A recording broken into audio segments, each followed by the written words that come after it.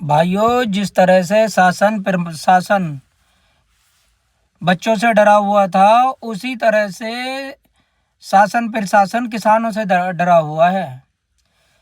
कल कॉल थी 17 अगस्त को कि किसानों की पंचायत है ग्रेटर नोएडा अथॉरिटी पर 10% प्लॉट के लिए। तो उसमें शासन प्रशासन ने सभी नेताओं को, जो किसान नेता हैं, सभी को हाउस अरेस्ट करके रखा गया था और उनको पंचायत नहीं करने दी। उनके कार्यालय पर उन्हें बस कार्यालय से ही बस में भरकर और जेल भेजने का काम किया है शासन प्रशासन ने। शासन किसानों की मांगे मानने के लिए तैयार नहीं है, नहीं बच्चों की मांगे मानने के लिए तैयार है।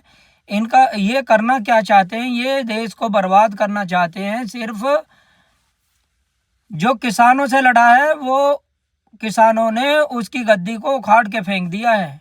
ये किसानों का इतिहास रहा है। किसानों ने ही लड़ाई लड़ी थी अंग्रेजों को यहाँ से उखाड़ फेंकने की, और अब ये किसान अपने अंदर ये निश्चित कर लेंगे ना कि इस सरकार को, ये दमनकारी सरकार है जो किसानों को दबाने की कोशिश कर रही है और अपने पैरों के नीचे कुचलने की कोशिश कर रही है। तो ये किसान चाह देंगे कि इस सरकार को उखाड़ के फेंकना है तो उखाड़ के फेंक देंगे ये। तो शासन प्रशासन से अनुरोध है, किसानों की आवाज़ को दबाया नहीं जाए। जिस तरह से किसानों की आवाज़ को दबाएं, इस तरह से थोड़ी होता है। किसी भी आज़ाद समाज में इस तरह से चीज़ें नहीं होती हैं। जिस तरह से शासन प्रशासन किसानों से डरा हुआ है, उनकी मांगों को मानने के लिए तैयार नहीं है। ग्रेटर नोएडा अथॉरिटी के सामने धरना था, तो अथॉरिटी ने अपने रोड के सामने ही मट्टी फैलवाने का काम किया। उन्हें वहाँ पर डंपरों से मट्टी लाई गई है जो किसानों की पंचायत यहाँ पर नहीं हो सके।